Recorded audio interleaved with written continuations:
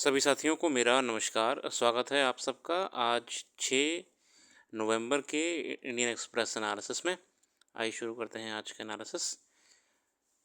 Supreme court ने ऐतिहासिक फैसला दिया है प्रॉपर्टी राइट्स को लेकर, और not all private property can be taken over by state for common good. इसको आर्टिकल 39B का यहाँ पे जिक्र हुआ है। In a landmark ruling that has implications on citizens' right to hold property, a 9-judge bench of Supreme Court Tuesday ruled that not all private property can be deemed material resource of the community. सरकार ऐसे ही community के property के definition के अंदर डाल के कोई भी प्रॉपर्टी को अपने कब्जे में नहीं ले सकती है। The phrase material resource in Article 39B of the Constitution may include privately owned resources. Not all privately owned resources fall within the ambit of the phrase. तो बहुत ही बढ़िया जजमेंट है और इससे आने वाले समय में बहुत फ़ायदा पड़ेगा देश को। आगे चलो इंडिया ड्राइव शुरू की जा रही है। Free visa for friends of diaspora at world travel mart in UK. हमने इसके बारे में करंट अफेयर्स ही मेंशन करी है। वर्ल्ड ट्रैवल मार्ट लंदन में ऑर्गेनाइज हो रहा है।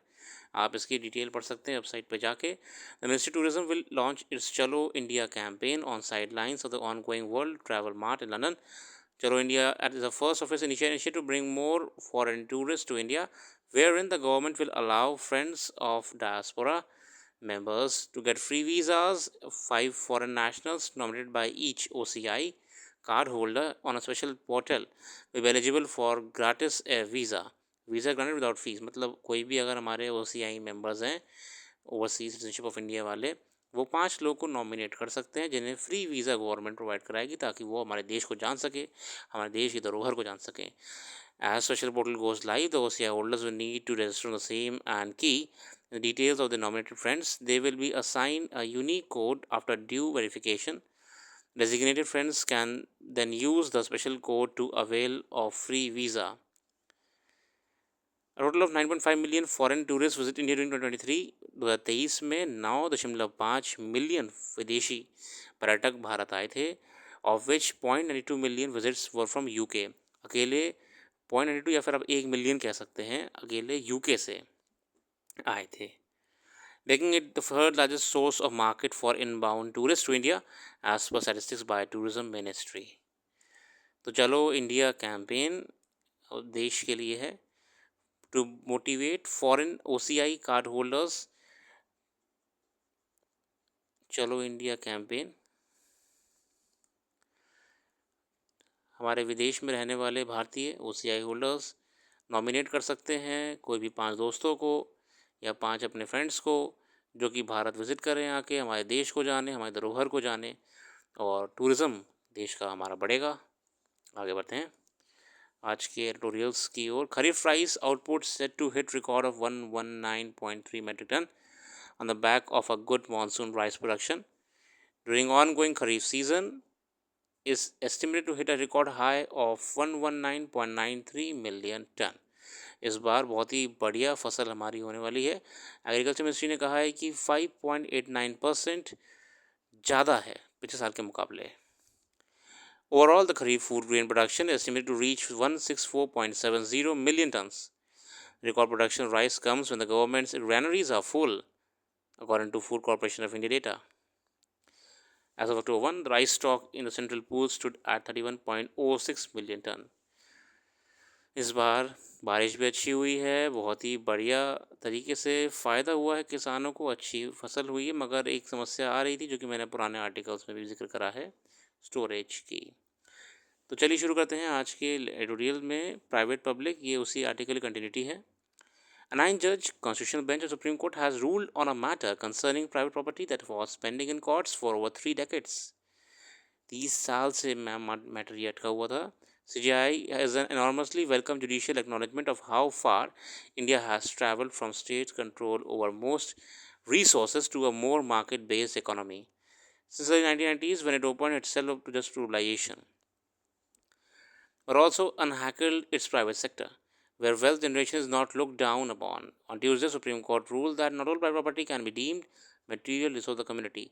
और जैसे कि हमने हमारे समाज का विकास हुआ है, हमने ग्लोबलाइजेशन को अपनाया, प्राइवेट प्रॉपर्टीज़ का एक तरीके से बढ़ोतरी ही हुई देश में, ऐसे मौके पे ए लैंडमार्क कानून लाना ज़रूरी था, ये क्लैरिटी लाना ज़रूरी थी, है ना। आर्टिकल 39B के हिसाब से the provision is part of director principle state policy which mandates that state direct to its political policy towards securing that the ownership and control of material resources of the community are so distributed to best serve the common good.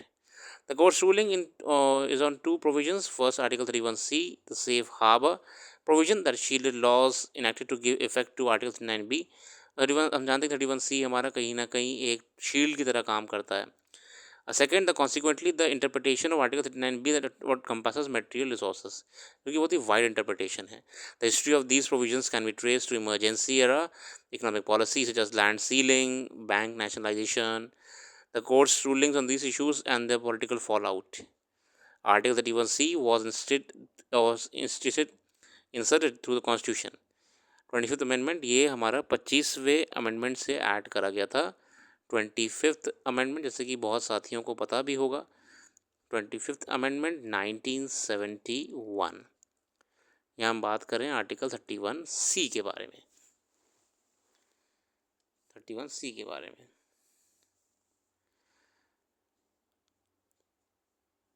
It said that no such law can be challenged in courts on the ground that it violates fundamental rights. However, this amendment was partially struck down in the landmark Keshavananda Bharati ruling in 1973 by a narrow 7-6 majority.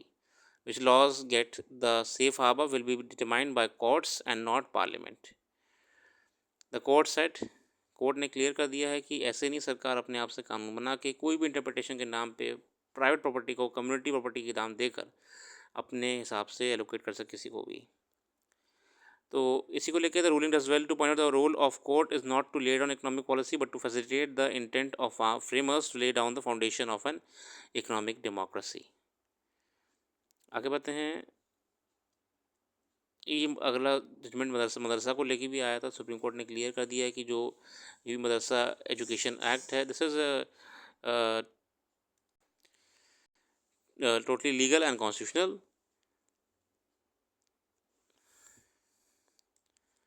Allahabad high court का judgement overturn करा है. अगला article है श्री राहुल गांधी जी द्वारा, हमारे leader opposition. मैं इस पर नहीं जाऊंगा मगर बातें बहुत अच्छी कर रही हैं इसमें. Let us move on to further articles. Article ही अच्छा है, मैंने आपके लिए हाईलाइट कर दिया, जूम कर दे रहा हूँ, आप इसे पढ़ लीजिएगा. इन्होंने बहुत अच्छी तरीके से इशारा करा है इकोनॉमिकल एक्सप्लॉयटेशन को लेके, और ऐसे कहीं ना कहीं लिंक करा है जो ईस्ट इंडिया कंपनी ने भारत का करा था, और इसको कहीं ना कहीं गवर्नमेंट की तरफ बहुत ही कटाक्ष के रूप में. I know that 100 of India's brilliant and dynamic businesses who leaders are scared of the monopolist. Are you one of them? Scared to talk on the phone? Scared of the monopolist in colluding with state to enter your sector and crush you? Scared of IT, CBI और ED raids? तो शुरुआत करते हुए उन्होंने east India company से करा, कैसे east India company ने गलत तरीक़ों से कब्ज़ा करा. आगे देखते हैं. When you compete with them, you are not competing with the company, you are fighting the machinery of Indian state. यहाँ पे ये बड़े मोनोपोलिस्ट की बात कर रहे हैं जो सिंगल कारोबारी होते हैं, जो पूरे कारोबार पे कब्जा करने की कोशिश करते हैं. Their core competence is not products, consumers or ideas, it is their ability to control India's governing institutions. और ये कहीं ना कहीं कह रहे हैं कि ये मोनोपोलिस्ट जो होते हैं ये पूरे तंत्र को अपने कब्जे में कर लेते हैं. आप बहुत ही बेहतर तरीके से उन्होंने समस्या जो कई व्यापारी और बिजनेस क्लास फेस कर रहा है इसको एड्रेस करा है.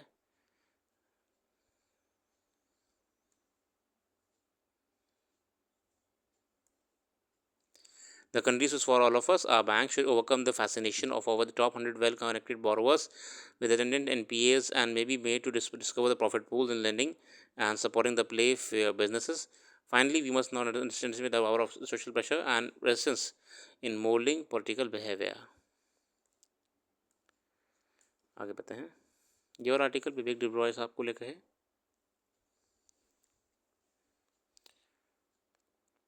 Very learned person, remarkable person, Vivek Debroi.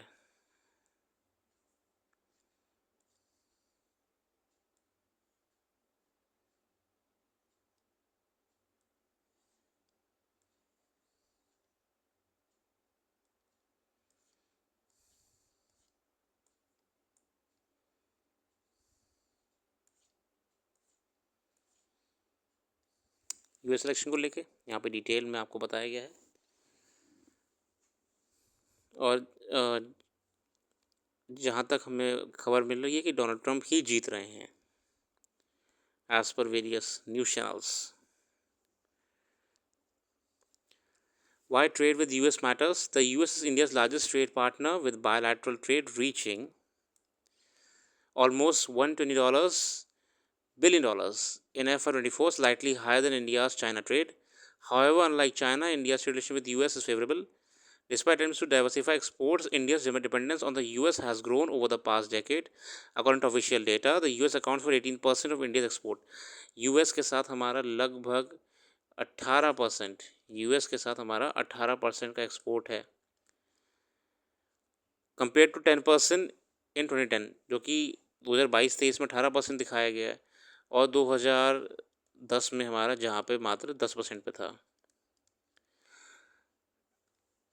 In export basket to US is well diversified, benefiting industries ranging from textiles to electronics and engineering.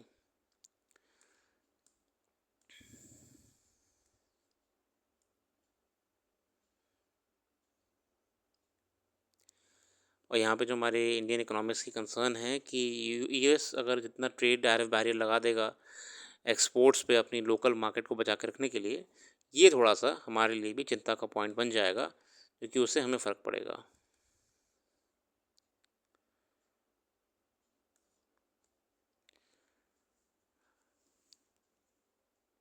यहाँ पे यूपी मदरसा एक्ट को कंटिन्यू करा गया है, इसका डिटेल में बताया गया है। The madrasa act provides a legal framework for institution in UP. It has establish the Uttar Pradesh board of madrasa education which prepares and prescribes course materials and कनर एग्जामिनेशन। जो हमारा यूपी में मदरसा बोर्ड है, ये सब एग्जामिनेशन कराना, सिलेबस वगैरह बनाना, इसकी जिम्मेदारी होती है।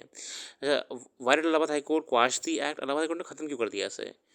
On March 22, the Allahabad High Court struck down the act in its entirety, saying it violated the basic structure of the Constitution as the law flouted the principles of secularism. तो Allahabad high court ने कहा कि भाई ये secularism का principal है, ये इस कानून की वजह से ख़त्म दिख रहा है, हमें धज्जियाँ उड़ा दी हैं। In case of the Bharati State of Kerala 73, Supreme Court had held that Parliament cannot alter the Constitution's basic structure, and Anasa Bomai had ruled that secularism is part of the basic structure. The High Court said that the act made it compulsory for students to study Islam and more modern subjects were made optional.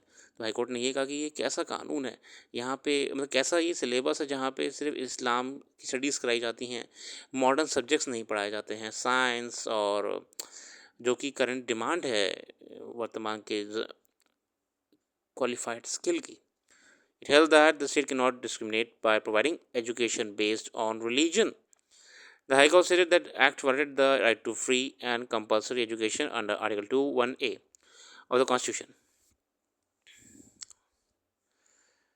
और supreme court ने क्यों इसे वापस से reinstate कर दिया है कि इसका जो बेसिक स्ट्रक्चर है, test not needed. Constitution amendments are tested against the basic structure of doctrine, not an ordinary legislation. अब सुप्रीम कोर्ट ने कहा कि आप कैसे हर चीज़ में इसको आप बेसिक स्ट्रक्चर के खतरे को बता के आप इंक्लूड कर सकते हैं. States can regulate madrasas. Supreme Court said so long as regulation is reasonable and rational, states can regulate as pacts of education in minority institutions without violating the rights to handle the administration. The Madrasa Act does this without depriving the education institution of minority character. Overall supreme court ने clear कर दिया है कि let it be as it is. इसी के साथ आज के लिए रखते हैं. जो भी करंट अफेयर्स यहाँ पर डिस्कस नहीं कर पाए हैं, आप वेबसाइट पे जाके विजिट कर लीजिएगा. वेबसाइट का लिंक डिस्क्रिप्शन में मौजूद है. क्विक एनालिसिस में जुड़े रहने के लिए बहुत बहुत धन्यवाद. कल फिर आएंगे नई वीडियो के साथ. क्षमा चाहता हूँ, आज की वीडियो बहुत लेट आ रही है, बिज़ी था इसलिए मेरे को समय नहीं मिला, मगर आप लोग के कहने पे वीडियो रेगुलर लानी पड़ेगी. Thank you. Thanks for giving time. Have a nice day.